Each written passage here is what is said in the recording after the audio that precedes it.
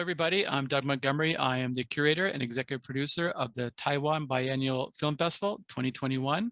Our theme this year is The Breadth of Life, and we have had a fantastic showing of features, shorts, panels, and some Q&A with directors. Today, we are so excited to have two friends of mine join our international co-production panel. One is T. Paul Miller, who's with A&E Studios. I'll ask T. Paul to introduce himself because he'll be much better at it than I.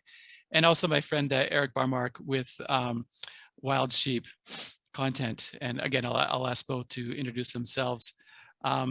Today's panel, like I mentioned, will be on international co-production, and we will keep an eye on Taiwan. And if there's anything that ideas or suggestions that the two gentlemen have to assist Taiwan in their efforts in creating an environment to have co-production, that would be fantastic. So with that, I will hand it over to T-Paul. Thanks, Doug. I'm really excited to be here. It's this is something I've got a lot of passion around. I've been in the entertainment business for my entire career and international most of that. And you know, my passion really is around finding an audience, a global audience for good stories. And I think good stories can come from anywhere. We worked on, you know, Crouching Tiger, Hidden Dragon, which was a big story for Taiwan when I was at Sony. And I know that there's more out there that we just have to figure out how to get. All right, and Eric, how about a little bit about yourself? Yeah, excited to be here. I worked on international productions at Netflix for 8 years or so. We made some shows in Taiwan. We have done a number of co-productions throughout the region. And then with this new company, we're doing quite a number of co-productions around the world. So happy to talk about it further. All right, cool. So I actually did a little bit of research on co-productions because I wanted to be prepared for today's panel. And I found out that actually co-productions had started out of the ashes of World War II. Were actually born out of the Marshall Plan. And I didn't know this, but I know now that US companies were actually not allowed to take profits out of the defeated territories after World War II, as the money was supposed to be used in rebuilding Europe. And that's actually the genesis of co-productions. I think this led to many things like the spaghetti westerns in Italy and that kind of thing. Anyway, World War II is a long time ago. However, we are now in the midst of another rather large world catastrophe called COVID-19. I'm wondering from both of your perspectives, if you see any difference in the amount of co-productions or the interest in co-productions given the effect of COVID-19 on Hollywood. And maybe we'll start with Eric first this time. Yeah, sure. Like, look, on a macro level, I think there's never been a better time to be in global television. So I think you've seen with Squid Games, Casa de Papel, Lupin, and others, that there's a global appetite for shows that are created outside of the US. And there's many, many more buyers than there used to be. So multiple streamers, as well as linear networks. So if you think about it on a macro level, what we're talking about today is really how do you configure shows to take advantage of this global growth in non-US television, which I think is a very positive thing.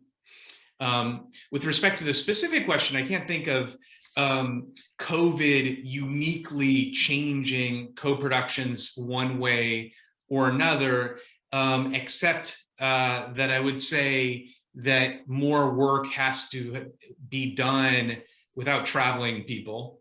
And so I think there's more faith and more trust that partners, reliable partners from around the world, can execute on a vision for a series without needing to send people to one specific place. And that probably is to the benefit of shows and films that are being created outside of the United States. Why is it a benefit to the ones outside US? Now I'm curious, sorry. Because if you think about pre-COVID, the marginal spend of something would be more likely to be invested in a huge US studio production. So you'd be more comfortable flying vast swaths of people to bigger production sites, which feels more like US studio content. Whereas during COVID, we've seen that international series have outperformed US shows, and that productions can happen anywhere in a more disaggregated fashion. So we have co-productions happening in Chile right now, a show that's a co-production between a streamer and a local network, and we get the dailies, and there's not this need to sort of centralize operations, which feels more US-centric in a sense. Understand. All right, T-Paul, any thoughts from your side? Yeah, I think, I don't go back to World War II. I go pretty Neither far do back. I had to look it up. It wasn't it wasn't from memory. But I will say, look, the economics, since the time that I started in the business has changed a lot.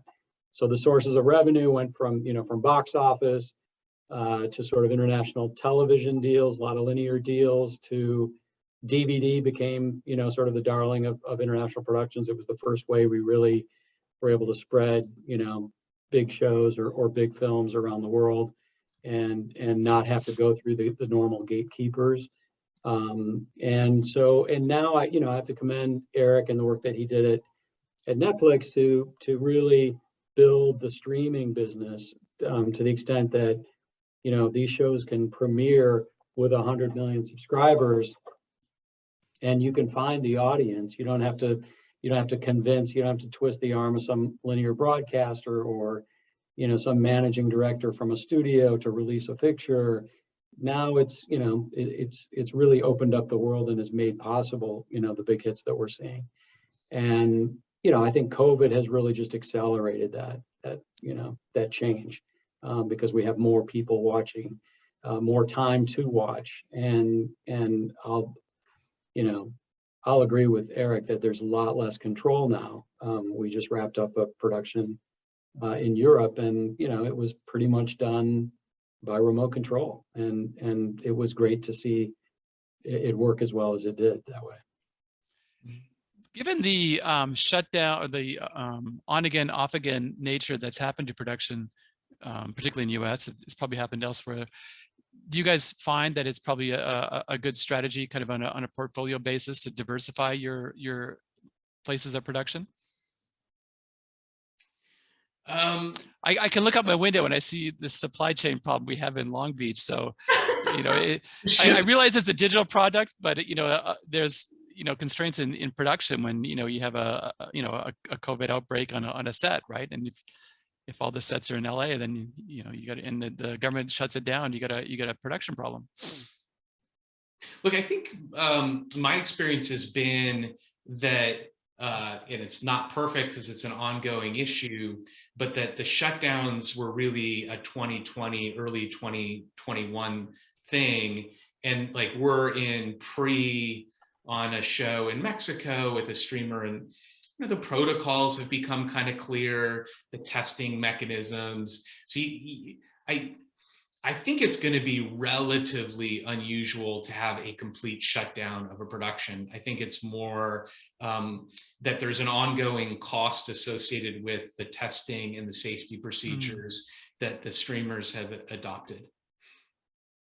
Okay. Yeah, there's an additional cost, right? I mean, that's, and nobody knows where it's going to hit next. Nobody would have thought that, parts of the world that had been very careful were going to be isolated. So Melbourne, I think, just emerged out of its, sort of long isolation. So you don't really know where it's going to hit, but to Eric's point, I think we've come up with the protocols for LA to be able to have protocols around COVID and get production done. We just finished production on Lincoln Lawyer for Netflix, and we did it right during the teeth of the Delta variant outbreak, so, and without any trouble. But yeah, I think it's going to be something we think about going forward, but you just don't know where it's going to land on the map. Though I will say Taiwan seems to have handled the pandemic better than most places.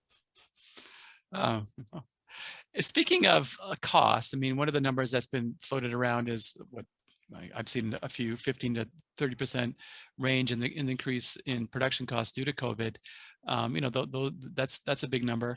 When we talk about cost and co-production and filming abroad, one of the biggest drivers of that over the last number of years has been tax breaks and those kind of things. Do you see some potential in Taiwan or Asia for productions moving because of financing conditions given by local governments? Well, I'll go. I think one way of thinking about it is the storytelling has to be awesome and first, and so you see pockets of great storytelling around the world. So multiple shows coming out of Korea, not just Squid Game, but several other shows that became global sensations, improving content in Japan and improving content in Taiwan. We did a few shows in Taiwan when I was at Netflix. And by improving, I don't necessarily mean that the talent is somehow improving. What I mean is there's greater visibility on all the talent that is available in a particular region. And when that happens, things can accelerate. And so I think of credits as sort of like adding fuel to the fire now that people are actively seeking a particular type of programming. So as the streamers become more and more global, I suspect all of them, not just Netflix, will be looking for Taiwanese content, and then the credits will help kind of justify those financial decisions.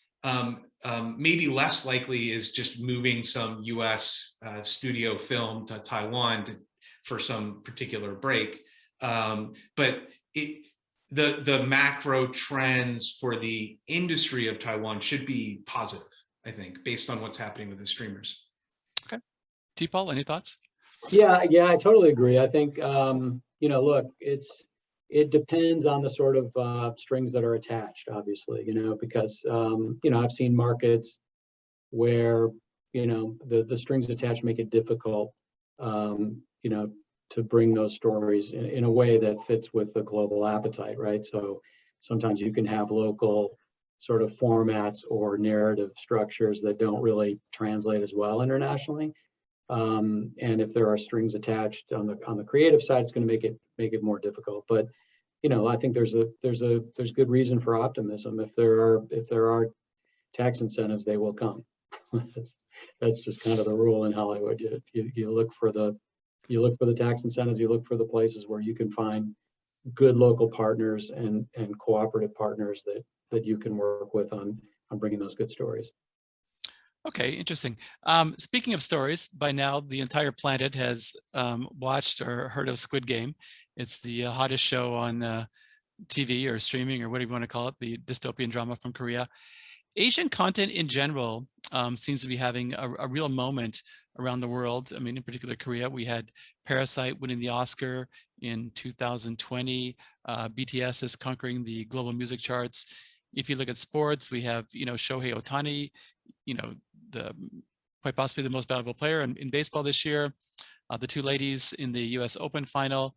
Asian entertainment seems to be, conquering this wall, not just the 1-inch wall that the director of Parasite mentioned, but kind of a general wall. Where do you guys see this coming from? Is this something new? Has it been building over years? Paul, you want to go? Yeah, sure. I mean, look, I think there have been a lot of fits and starts with, the popularity of Asian content, and I think, going back to my time, as I mentioned before, Crouching Tiger was that moment. And that was what, 2000, 2001. I mean, it was very early on. And yeah, everybody said, well, this is the moment that Asian content's going to break through. But, it's building. And I think the popularity around Squid Game is certainly something that you can't overlook. But you also can't treat it necessarily like a watershed moment. It needs to come in volume. It needs to keep coming. And, I think you can leverage things like the huge popularity of anime that's going on right now. I've got a 14-year-old daughter who streams a lot of anime, and she sings songs in Japanese, and she doesn't speak Japanese. So now I feel a little bit like parents probably felt in the 60s in Japan when their kids were singing Beatles songs and they had no idea what they were singing. So that popularity around anime, other forms of Asian content is certainly building, but it's hard to call the moment. It's hard to call the watershed moment. Interesting. All right, Eric, any thoughts? Yeah, I mean, I think T-Paul makes a great point about anime, and if you look back on manga and you think about One Piece as an example, One Piece is probably the most sold comic book in history. I mean, it's dramatically larger, say, than Marvel comic book sales. And K-pop has been huge for 10 years, not just recently. K-drama, big throughout Southeast Asia for a long time. But what happened, I think, is that social media needed to have been global and streaming platforms needed to have been sufficiently global for for enough oxygen to exist to feed the fire. And so I think the way to view these recent trends is that this is an acceleration of something that's been happening for about 10 years or more. I personally remember during my time at Warner a couple of years ago, the frenzy in the US around Crazy Rich Asians. And when it was leading in the box office, I think 3 or 4 weekends in a row, I can't remember. And it was a really big deal that there was this all Asian cast or all Asian leads in the #1 movie in America. And it was a big deal. And kind of like you just said, T-Paul, I mean, is it a watershed moment, or does it need to be, a bunch of little successes leading to just kind of a more of a sustainable level? My personal opinion is we are reaching a bit of a sustainable level, and people don't care as much. I have a 14-year-old son as well, and in his class, BTS is the king. It doesn't matter what if you're Hispanic or African American or whatever. It's all about BTS, and he doesn't seem to care. So I guess kind of we hit on this point, but do you guys believe it's sustainable, or is that even the right question? Does it need to be sustainable, or is it just simply the best story bubbles to the top and that's that? I actually will point this question at you, Eric, because kind of related to it is I'm wondering, because I saw this on Netflix, I saw that Squid Game was #1, and then the #6 title, and I just dropped the name, was also a Korean title. So kind of related to this in the sustainability or maybe discoverability is, if something like Squid Game pops, does that make other people interested in seeing what else is out there?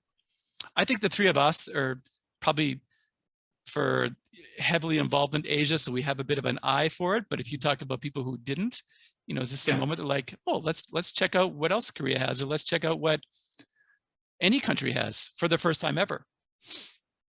Yeah, look, if you up-level it, you'd say the US is like 3.5–4% of the world's population, but it's been how much of the world's distribution of television? It's probably been 85–90% plus, and then the remainder has been kind of the UK and a few other markets, and that can't hold true. Like, it can't be the case that somehow Americans are 25 times better than the rest of the world. Like, it's just been the advantage of having a unique home field advantage around distribution, for lack of a better word. So there are hundreds of shows, K-dramas on Netflix. It stands to reason that that once you've viewed the Squid Games, that something else will pop up that sort of aligns with your interest in viewing that type of content. And but that works because K-drama is really, really good. And so the next show is also really good, and the next show after that is also really good, and we shouldn't be surprised by it, right? It's just the activation of storytelling truth, which is that the Korean television community is just uniquely good at making television right now. So that's kind of how I view it. Okay. T-Paul, any thoughts from you? Yeah, I think that to just double down on that a little bit, I think once it happened that international productions became as sophisticated looking and feeling as American productions, then there was really, that sort of opened the floodgates. Because now that people are making films on iPhone, 13s, and there's so much more capability out there, I think that it's natural that global audiences will respond. I think on Crazy Rich Asians, it was kind of an interesting mix because it was an American movie. And half of my career has been spent trying to sell, foreign movies to the US. Sort of the other half was trying to figure out where US movies were going to work in foreign markets. And at Warner, we struggled with Crazy Rich Asians. It was an American film, so that naturally puts up the first wall with every managing director in every Warner territory. And then the second wall was sort of, well, but is it really Asian or is it Asian American? But that was just a beautiful story. It was a great Cinderella story with great music. It had everything going for it, but we still had to knock down some walls, and some walls never were knocked down. And so that's just going to take time. But I love the beauty to me of the streamers is the ability to just go right past those gatekeepers. When somebody turns up their nose and says, it's not really for our market, it just doesn't matter. Netflix has got 20 million people in that market that are going to watch it, and God bless them. Like I mentioned earlier, Taika, who's the Taiwan Creative Content Agency, they created a program which they call the Taiwan International Co-Funding Program, TICP. TICP aims to facilitate international co-productions and encourage partners around the world to collaborate with Taiwan. It's a flexible program that can be customized to various needs of producers around the world. They offer really two big incentives. One is a 30% incentive towards the production of film done in Taiwan, and then that's the priority. The second would be 30% of the global marketing, which would be the alternative. When you mentioned technical things, T-Paul, I mean, really we're talking about money, right? Because if you have the money, you can redo the scene, or you could, do a lot of things, right? So if you were in Taiwan, or you were part of Taika and you wanted to encourage people to film in Taiwan and hopefully, expand their content industry, they have this program. Like I said, it's up to 30% in both. Is that attractive to foreign producers? Look, anytime you can find an opportunity in a market for tax incentives, like I said, if you build it, they will come. I will take a little issue with the idea that just money will solve technical issues or capabilities. But at the same time, that was my question, by the way. That was my I get it. I mean, I think at the end of the day, we're looking to build presence around the world in markets where you don't necessarily have a ready crew to build a show that you want to build. And we're, A&E Studios is a full service production studio. We do everything from the creative to financing and distribution. So our ability to go into a market and pull a production together certainly would be helped by local incentives. And the existing infrastructure in Taiwan is of a level that at this time that certainly would make that advantageous. Okay, how about you, Eric? It seems like you've had some experience. Yeah, we did a show in Taiwan. It was good. I mean, I think there are incentives around the world, so the Canary Islands and Morocco, and take your pick. And I think what gives those programs the best chance of success is having proven local talent that can export in a way that's meaningful. So not just saying, here's the credits, but here's the credits, here's shows that have worked, that have picked up global audiences, here's the sound stages where that was done, and all of that. And that accelerates things pretty quickly. So in my mind, that program going hand in hand with presenting people like Ticp and presenting people like myself with co-production opportunities or things that are being developed in market is super important and super interesting. Okay. This year for our film festival, the TBFF 2021, our opening movie is a film. It's called Man in Love. It is Taiwan's biggest local hit in years. By local, I mean it is a locally produced film in Taiwan, beating out Hollywood players. Did about 14 million in the box office, did around 40 in China, actually. Man in Love is a remake, quite frankly, of a Korean film of the same name. But anyway, it has done very well. It will be opening our film festival. It's actually on Netflix right now as well. Here in the US, we will have the live US premiere. That kind of film, you know, it did well in Taiwan. It is on Netflix. I guess it's probably more pointed at Eric because he used to work at Netflix. How does that film break out? How does a film like that, who potentially has the roots of a Squid Game, how does that go from, you know, where it is in the Netflix queue to the top? You mentioned earlier social media, that kind of thing. Is it something that just happens naturally? Is it something that can be pushed? Well, gosh, I mean, that's a multi-million-dollar question. I think. Okay, it'll be my last question. How about that? The hardest one. Well, I think one thing is, like, let's make sure we're getting films and series out there that are broad enough and massy enough to give people who are on a marginal decision maker sitting on their couch saying, like, yes, I'm going to give that a shot. Squid Games had the masks and it had the high concept thing, and a lot of the shows that we've seen, that was true with Casa de Papel as well. Things that feel larger than life, I think, have a bigger chance of getting this kind of international status than, say, independent art house films, as much as I love those films. So I think it's like, is there a culture in market of taking big enough swings on kind of big thematic material? Okay, all right. Ticp, any thoughts from you?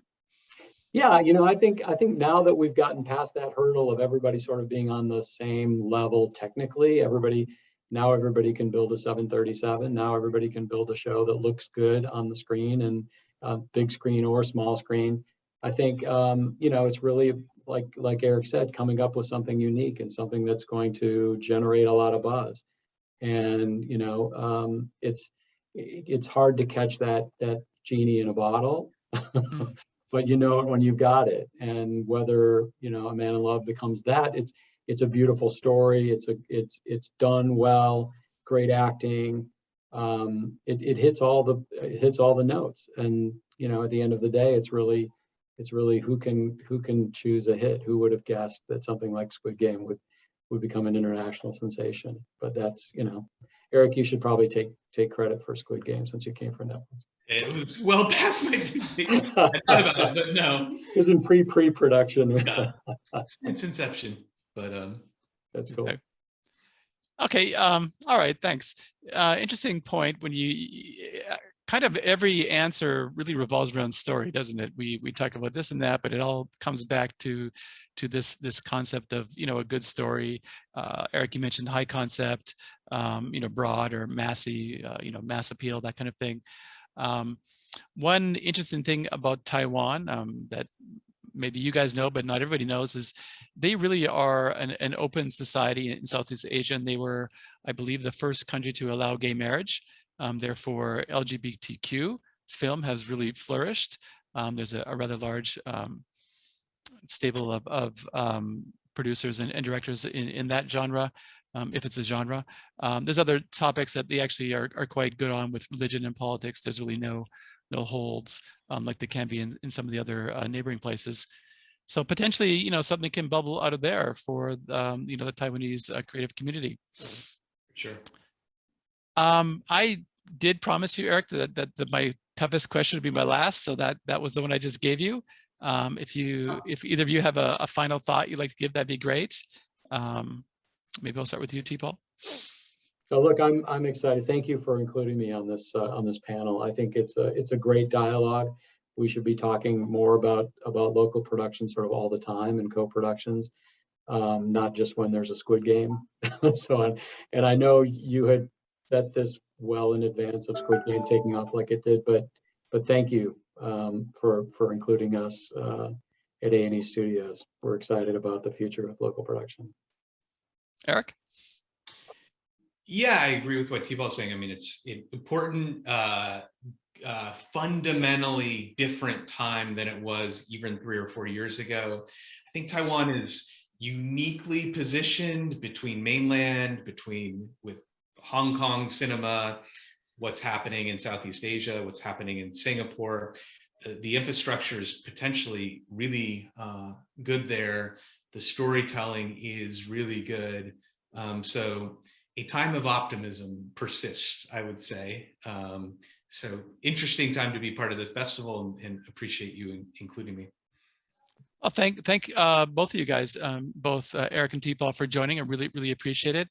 We'd also like to thank our sponsors for the film festival. That includes, as I mentioned earlier, Ticp, also the Taiwan Academy here in Los Angeles, the platform, which is WatchBeam, and the Taiwanese United Fund here in Los Angeles. Once again, T-Paul and Eric, thank you guys both so much for joining the panel. And maybe next time we'll be talking about the next Squid Game, and it will be from Taiwan, and we'll all remember this moment. It'll be from Wild Sheep, maybe. Maybe from on Wild Sheep being shown on the A&E streaming service, right? You never know. Yeah. Well, thanks for having me. Thank you. See you, Douglas. All right. See you, Thanks, guys. Bye. All right.